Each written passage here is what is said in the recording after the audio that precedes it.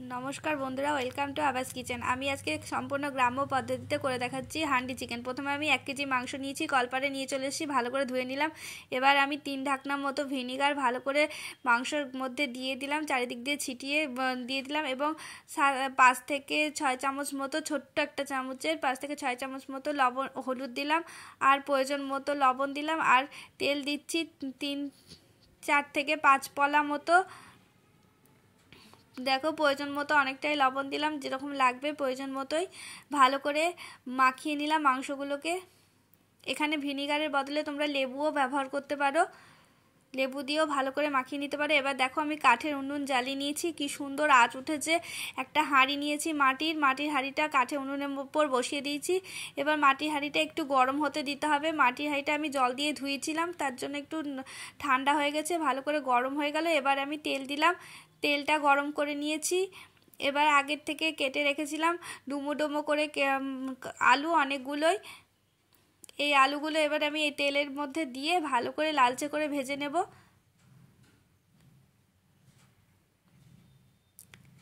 তেলটা আমার এবার গরম হয়ে গেছে, কিন্তু এটা মাটির হাঁড়ি বলে একটু ফেনা ফেনা দেখাচ্ছে। এখানে আমি সর্ষের তেল নিয়েছি, সর্ষের তেল বেশ অনেকটাই দিয়েছি। এবার আলুগুলো ডুমো ডুমো করে কেটে রাখা আলুগুলোকে দিয়ে দিলাম তেলের মধ্যে। ছোট ছোট চামচে 2 চামচ মতো লবণ দিলাম, ছোট্ট চামচে 2 চামচ মতো হলুদ দিলাম। লবণ আর হলুদ দিয়ে ভালো করে আলুগুলোকে লাল লাল করে ভেজে নেব, যেরকমভাবে মাংসতে আলুটা ভাজা হয়। সুন্দরভাবে কাঠের উনুনে আঁচ বেরোচ্ছে, দেখে নাও। দেখো তোমরা, আলুগুলো এবার আমার লালচে করে ভাজা হয়ে গেছে। একটা থালার মধ্যে আমি আলুগুলো তুলে নিচ্ছি।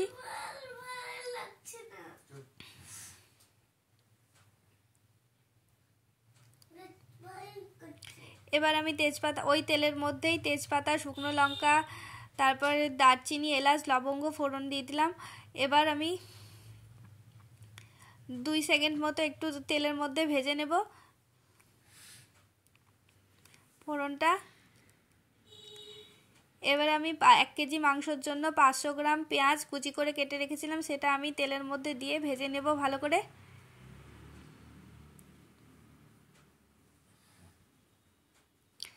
দারুণ আগুন বেরোচ্ছে, আগুনের খুব তাপ লাগছে, তাই উনুনের মুখে আমি একটা কিছু দিয়ে দিয়েছি, যেটা না হলে ভালো করে নাড়া যাচ্ছে না, খুব গরমের তাপ লাগছে।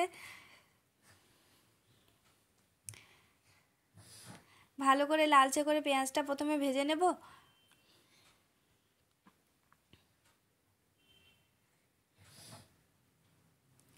হালকা ব্রাউন ভাবে পেঁয়াজটা ভাজা হয়ে গেছে। এবার আমি একটা বড় সাইজের টমেটো কুচি করে কেটে রেখেছিলাম, সেটাও ভালো করে পেঁয়াজের মধ্যে দিয়ে দিলাম, ভালো করে পেঁয়াজের সঙ্গে মিশিয়ে ভেজে নিচ্ছি।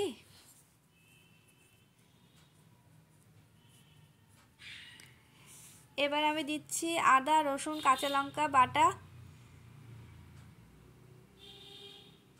1 কেজি মাংসের পরিমাণ অনুযায়ী এখানে মশলাগুলো আছে।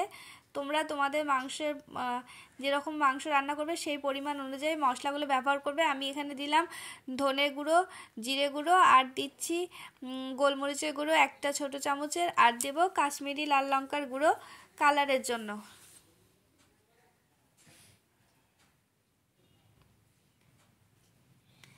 আর লবণ, হলুদ, ভিনিগার দিয়ে মাখানো মাংসটা এবার আমি, মশলাটা কষে গেছে, এবার আমি দিয়ে দিলাম।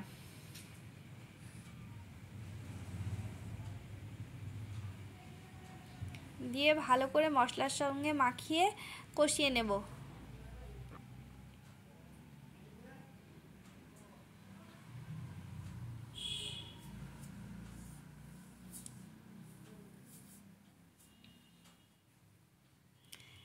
মাংসটা আমার প্রায় অনেকটাই কষে গেছে, চারিদিক দিয়ে তেল বেরিয়ে গেছে, কিন্তু বোঝা যাচ্ছে না ঠিক মতো ধোঁয়াতে। আমি ঢাকনা দিয়ে, একটা মাটির ঢাকনা দিয়ে ভালো করে কষিয়ে নিয়েছি। এবার ভেজে রাখা আলুগুলো মাংসর মধ্যে দিয়ে দিলাম। থালায় গায়ে লেগে থাকা সব তেলগুলো চেঁচে মুছে মাংসের মধ্যে দিয়ে দিলাম। দিয়ে একটা খুন্তি দিয়ে ভালো করে নাড়িয়ে নিচ্ছি। আলুগুলো মাংসের সঙ্গে মিশিয়ে নিলাম। একটা বড় বাটির 1 বাটি মতো জল দিয়ে দিলাম, বা প্রয়োজন অনুযায়ী জল দিলাম। দেখছো কি সুন্দর একটা কালার বেরিয়েছে। আর 4টে চেরা কাঁচা লঙ্কা দিলাম।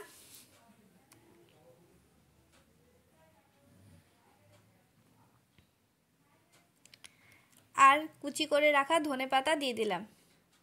দিয়ে মাটির ঢাকনটা দিয়ে ভালো করে ধিমি আঁচে সেদ্ধ করে নিলাম মাংসটা। 10 মিনিট মতো সময় লেগেছে মাংসটা সেদ্ধ হতে। এবার আমি ঢাকনাটা খুলে নিয়েছি। খুলে নিয়ে আমি দিলাম চিকেন মশলা, যে কোনো কোম্পানির চিকেন মশলা দিতে পারেন। আর দিলাম শাহি গরম মশলা দিয়ে ভালো করে নাড়িয়ে নিচ্ছি। মাংসটা আমার সুন্দর নরম করে সেদ্ধ হয়ে গেছে। এবার আমি দিলাম এই স্বাদ একটু বাড়ানোর জন্য সামান্য একটু চিনি।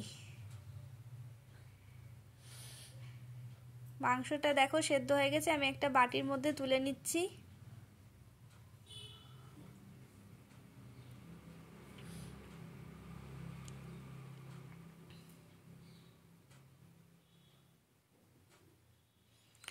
একটা কলা পাতায় করে আর্য খেতে বসেছে। কলার পাতার মধ্যে ভাত দিলাম, ভাত দিয়েছি। ভাতের মধ্যে মাংস, আলু, ঝোল সবই দিয়েছি আর্যকে খেতে। আর্য এবার খেয়ে বলবে মাংসটা কেমন টেস্ট হয়েছে।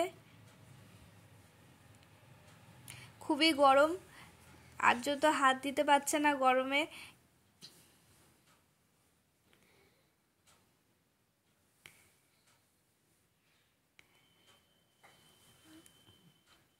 আর্য বলছে দারুণ হয়েছে খেতে, খুবই টেস্টি হয়েছে। গরমের জন্য বেচারা খেতে পাচ্ছে না, চেটেপুটে খাচ্ছে।